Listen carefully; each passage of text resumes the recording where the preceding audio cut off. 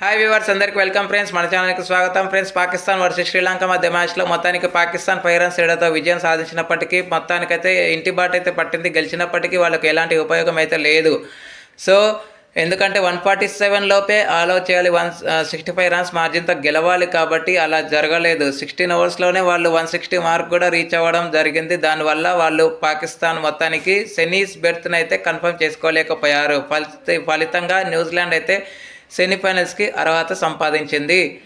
So మరి match ఎలా సాగింది ఏంటి అనేది మన వివరాలకు వెళ్ళిపోదాం. So let's move in to the topic. Hi hello we were, అందరికీ వెల్కమ్ ఫ్రెండ్స్. మన ఛానల్కి స్వాగతం. మా ఛానల్లో మీకు కనుక వీడియోస్ నచ్చితే లైక్ చేయండి, షేర్ చేయండి, కామెంట్ చేయండి మరియు సబ్స్క్రైబ్ చేయండి. మరిన్ని నోటిఫికేషన్స్ కోసం పక్కనే ఉన్న బెల్ ఐకాన్ని ఆల్ పైన ట్యాప్ చేయండి. ఆల్ పైన ట్యాప్ చేయడం ద్వారా మేము చేసే ప్రతి వీడియోలని, తాజా వీడియోలని నోటిఫికేషన్లో పొందగలరు. సో ఈ మ్యాచ్లో భాగంగా కొన్ని రికార్డులు, అంటే ఫర్హాన్ సెంచరీ చేసినందువల్ల ఒక 3 రికార్డులు అయితే బ్రేక్ అయ్యాయి. ఆ 3 రికార్డులు ఏంటని చూస్తే, ఫర్హాన్ ఇప్పటివరకు 18 సిక్సెస్ అయితే సాధించాడు. అంతకంటే ముందు షిమ్రాన్ ఎట్మైర్ అండ్ నికోలస్ పురన్ ఇద్దరు ఈక్వల్గా 17 సిక్సర్స్తో ఉన్నారు. సో మరి ఈరోజు ఎలాగో ఇండియా వర్సెస్ వెస్టిండీస్ మ్యాచ్ కూడా ఉంది కాబట్టి ఈ ఇండియా వర్సెస్ వెస్టిండీస్లో ఈ రికార్డ్ని బ్రేక్ చేసినా ఆశ్చర్యపోనవసరం లేదు షిమ్రాన్ ఎట్మైర్. అదేవిధంగా విరాట్ కోహ్లీ యొక్క రికార్డ్ని కూడా బ్రేక్ చేశాడు ఫర్హాన్. అదేంటంటే ఒకే ఎడిషన్లో విరాట్ కోహ్లీ 319 స్కోర్ చేస్తే దాన్ని బ్రేక్ చేశాడు ఫర్హాన్. 320+ కూడా దాటాడు, 100 కూడా చేరిపోవడం విషయం. అండ్ ఈ 100 పరంగా కూడా ఒకే ఎడిషన్లో 2 సెంచరీస్ చేసినటువంటి ఏకైక ఆటగాడిగా కూడా వరల్డ్ రికార్డ్ని సృష్టించాడు ఫర్హాన్. ఓకే, అదిను T20 వరల్డ్ కప్లో.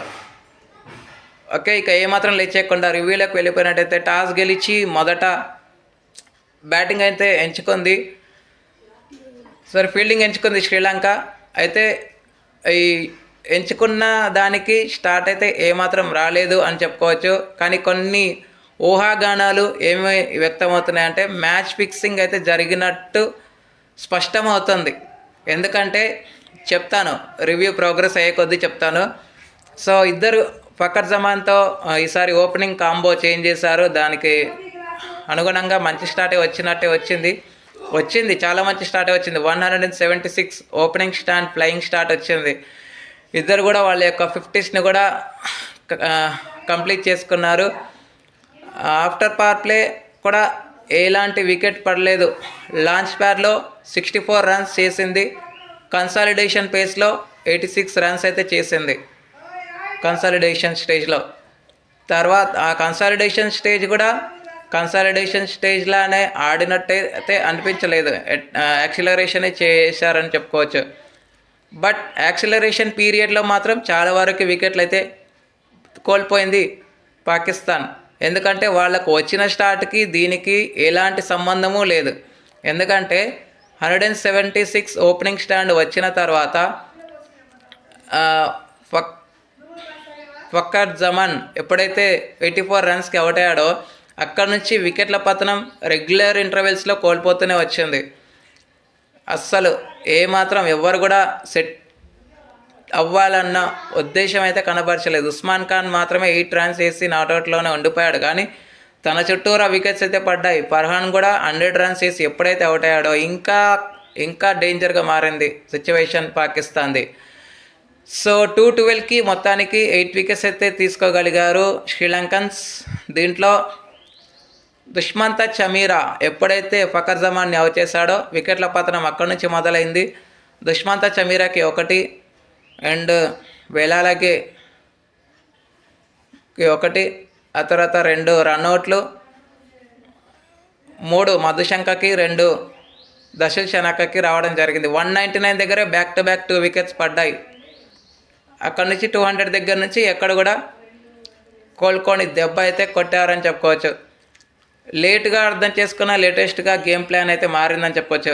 అయితే ఇక్కడ మ్యాచ్ ఫిక్సింగ్ అన్నావు కదా అంటే నేను చెప్తాను. ఏంటంటే మ్యాచ్ ఫిక్సింగ్ జరిగినట్టు ఆరోపణలు ఏ విధంగా వ్యక్తమవుతున్నాయి అంటే 20 రన్స్ ఉన్నప్పుడు ఫర్హాన్ది క్యాచ్ అందుకున్నారు, అప్పీల్ చేయలేదు, ఎంపైర్ కూడా అవుట్ ఇవ్వలేదు. శ్రీలంక ప్లేయర్లతో పాటు ఎంపైర్ కూడా పాకిస్తాన్కి అమ్ముడయ్యారా అన్నట్టుగా విమర్శలు కూడా వ్యక్తమవుతున్నాయి శ్రీలంక పైన. సో ఈ విధంగా మ్యాచ్ ఫిక్సింగ్ అంటూ ఆరోపణలు వ్యక్తమవుతున్నాయి. అండ్ అదేవిధంగా ఫకర్ జమాన్ది కూడా ఒకటి క్యాచ్ కూడా డ్రాప్ అయింది. అండ్ అతను అవుట్ అయినప్పుడు కూడా రివ్యూ తీసుకోకుండా ఎంపైర్ కూడా అవుట్ ఇవ్వలేదు, తను వెళ్ళిపోయినప్పుడు మాత్రమే అవుట్ ఇవ్వడం జరిగింది. ఆ విధంగా కూడా మ్యాచ్ ఫిక్సింగ్ అంటూ ఆరోపణలు చేస్తున్నారు అని తేలింది. సో సిక్స్ ఎక్స్ట్రాస్ అయితే ఇచ్చింది శ్రీలంక. అనంతరం లక్ష్య ఛేదన ఆరంభించిన శ్రీలంకకి మాత్రం ఆదిలోనే ఎదురు దెబ్బ. ఇన్ఫామ్ బ్యాటర్ పతిమ్ నిసాంక 3 రన్స్కి అవుట్ అయిన తర్వాత మళ్ళీ ఒకవైపు చరిత శ్రీలంక యాంకర్ ఇన్నింగ్స్ ఆడుతున్నప్పటికీ కమిల్ మిస్సారా 26 రన్స్ అయితే చేశాడు. వీళ్ళిద్దరి మధ్య అరౌండ్ 30+ పార్ట్నర్షిప్ వచ్చిన తర్వాత మిస్సారా 26 రన్స్కి అవుట్ అయ్యాడు. ఆ తర్వాత సెట్ అయినటువంటి శ్రీలంక కూడా 25 రన్స్కి అవుట్ అయ్యాడు. దియానేవెల్ అలాగే కూడా అవుట్ అయ్యాడు 5 రన్స్కి. 101కే 5 వికెట్స్ పడిన తరుణంలో 6th వికెట్కి 7th వికెట్కి మాత్రం మంచి పార్ట్నర్షిప్ అయితే జరిగింది. పవన్ రట్నాయకే అండ్ షానక ఇద్దరి మధ్య 60+ పార్ట్నర్షిప్ అయితే వచ్చింది. 60+ పార్ట్నర్షిప్ వచ్చిన తర్వాత 58 రన్స్కి 6th వికెట్కి పార్ట్నర్షిప్ వచ్చిన తర్వాత 58 రన్స్ వేసి పవన్ రట్నాయకే అవుట్ అయ్యాడు. లాస్ట్ ఓవర్లో 28 రన్స్ కావాలి శ్రీలంకకి. ఆ టైంలో దశశనక స్ట్రైక్లో ఉన్నాడు. First ball 4, second ball 6, third ball 6, fourth ball 6. ఈ టైంలో 2 బాల్స్లో 6 రన్స్ కావాలి. 2 బాల్స్లో 6 రన్స్ కావాలన్నప్పుడు 5th ball dot, 6th ball cheeky shot ఆడాడు, కానీ అది వైడ్ గైడ్ లైన్కి క్లోజ్గా ఉన్నప్పటికీ ఎంపైర్ వైడ్ ఇవ్వకపోవడం విశేషం. ఒకవేళ వైడ్గా ఇచ్చుంటే ఖచ్చితంగా చెప్తున్నాను గైస్, ఖచ్చితంగా ఆ మ్యాచ్ శ్రీలంకదే ఖచ్చితంగా. ఒకవేళ టైట్ లైన్స్ వేస్తే చెప్పలేము, కానీ ఒకవేళ కనెక్ట్ అయితే మాత్రం ఖచ్చితంగా అది శ్రీలంకదే అని చెప్పుకోవచ్చు. సో ఈ విధంగా అయితే మొత్తానికి ఎంటర్టైనింగ్ మ్యాచ్ అయితే చూసామని చెప్పుకోవచ్చు. ఏకపక్షంగా ఈ మ్యాచ్ అని చెప్పడానికి లేదు, కానీ ద బెస్ట్ మ్యాచ్ అని చెప్పుకోవచ్చు. సూపర్ 8లో the best match.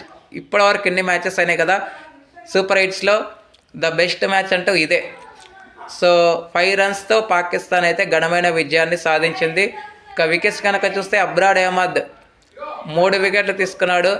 Shaheen Shah అఫ్రీడి 1 wicket, Shaheen Shah అఫ్రీడి 1, అదేవిధంగా నసీం షా 1 అండ్ మహమ్మద్ నవాజ్ 1 వికెట్ అయితే తీసుకోవడం విశేషం. 9 ఎక్స్ట్రాస్. ఇక player of the match award అయితే ఫర్హాన్కి వారించడం విశేషం. అదేవిధంగా ఫర్హాన్ వర్సెస్ ఫకర్ జమాన్ కూడా మరొక రికార్డ్ని క్రియేట్ చేశారు గైస్. అదేంటంటే అలెక్స్ హేల్స్ వర్సెస్ బట్లర్ ఇద్దరు కలిసి 2022 ఇండియా సెమీఫైనల్స్ 175 స్కోర్ చేసింది కదా, loss of no any wicket. ఆ పార్ట్నర్షిప్ని కూడా వీళ్ళు బ్రేక్ చేశారు. 175 పార్ట్నర్షిప్ని బ్రేక్ చేశారు. 176 పార్ట్నర్షిప్ వచ్చింది కదా, ఆ పార్ట్నర్షిప్ కూడా బ్రేక్ చేశారు. టోటల్గా 3 రికార్డ్స్కి చెక్ పెట్టారు Pakistan. Okay, thank you friends. ఇలాంటి అప్డేట్స్ కోసం ఛానల్ని సబ్స్క్రైబ్, షేర్, లైక్, కమెంట్ చేయండి. మరొక అప్డేట్తో మీ ముందు ఉంటాను ఫ్రెండ్స్. అంతవరకు సెలవు, నమస్కారం.